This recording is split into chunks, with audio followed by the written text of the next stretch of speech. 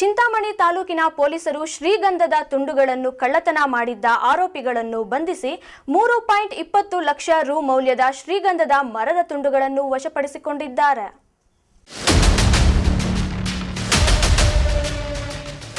ಚಿಂತಾಮಣಿ ತಾಲೂಕಿನ ಬಟ್ಲಹಳ್ಳಿ ಪೊಲೀಸ್ ಠಾಣೆಯ ಪೊಲೀಸರು ಶ್ರೀಗಂಧದ ಕಳ್ಳತನದ 8 ಮಂದಿ ಆರೋಪಿಗಳನ್ನು ಬಂಧಿಸಿ ಅವರಿಂದ 3.20 ಲಕ್ಷ ಬೆಲೆ ಬಾಳುವ 32 ಕೆಜಿ ಶ್ರೀಗಂಧ ಮರದ ತುಂಡುಗಳನ್ನು ವಶಪಡಿಸಿಕೊಂಡಿದ್ದಾರೆ.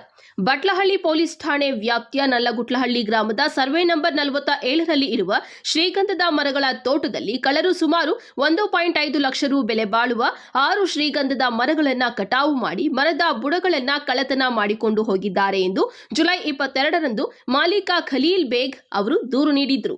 ಬೊಮ್ಮೇಪಲ್ಲಿ ಗ್ರಾಮದ ಸರ್ವೆ ನಂಬರ್ 30/19ರಲ್ಲಿ ಇರುವ ಶ್ರೀಗಂಧದ ಮರಗಳ ತೋಟದಲ್ಲಿ ಕಳ್ಳರು ಸುಮಾರು 1 ಲಕ್ಷ ಬೆಲೆ ಬಾಳುವ 5 ಶ್ರೀಗಂಧದ ಮರಗಳನ್ನು ಕಟಾವು ಮಾಡಿ ಮರದ ಬುಡಗಳನ್ನು ಕಳ್ಳತನ ಮಾಡಿಕೊಂಡು ಹೋಗಿದ್ದಾರೆ ಎಂದು ಮಾಲೀಕ ರಮೇಶ್ ಕಳೆದ ಜುಲೈ 24ರಂದು ದೂರು ನೀಡಿದ್ರು. ಹೀಗೆ 2 ಪ್ರಕರಣಗಳು ಪೊಲೀಸ್ ಠಾಣೆಯಲ್ಲಿ ದಾಖಲಾಗಿದ್ವು.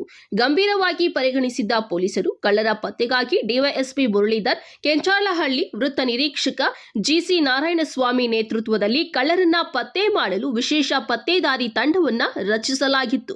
ವಿಶೇಷ ಪತ್ತೇದಾರಿ ತಂಡ ತೋಟಗಳಿಗೆ ಭೇಟಿ ನೀಡಿ ಸಮಗ್ರವಾಗಿ ಪರಿಶೀಲನೆ ನಡೆಸಿ ಮಾಹಿತಿಯನ್ನ ಕಲೆ ಹಾಕಿ ವೈಜ್ಞಾನಿಕವಾಗಿ ತನಿಖೆ ಕೈಗೊಂಡಿದ್ರು.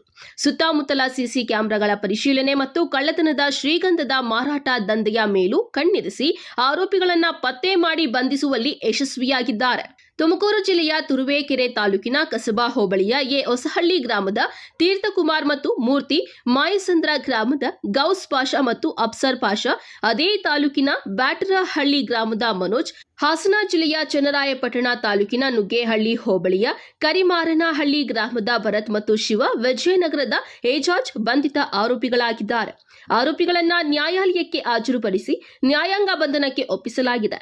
ಬಟ್ಲಹಳ್ಳಿ ಪಿಎಸ್ಐ ಶಿವಕುಮಾರ್, ಸಿಬ್ಬಂದಿ ಮಂಜುನಾಥ್, ವೆಂಕಟೇಶ್, ಪ್ರವೀಣ್ ಕುಮಾರ್, ನವೀನ್ ಕುಮಾರ್ ಕಾರ್ಯಾಚರಣೆಯಲ್ಲಿ ಭಾಗವಹಿಸಿದ್ರು. ಬಟ್ಲಹಳ್ಳಿ ಪೊಲೀಸರ ಕಾರ್ಯಕ್ಕೆ ಎಸ್ಪಿ ಕುಶಾಲ್ ಚೌಕ್ಸೆ ಮತ್ತು ಹೆಚ್ಚುವರಿ ಎಸ್ಪಿ ಜಗನ್ನಾಥ್ ರೈ ಮೆಚ್ಚುಗೆ ವ್ಯಕ್ತಪಡಿಸಿದ್ದಾರೆ. Aslam Pasha, MMTV news, Chintamani.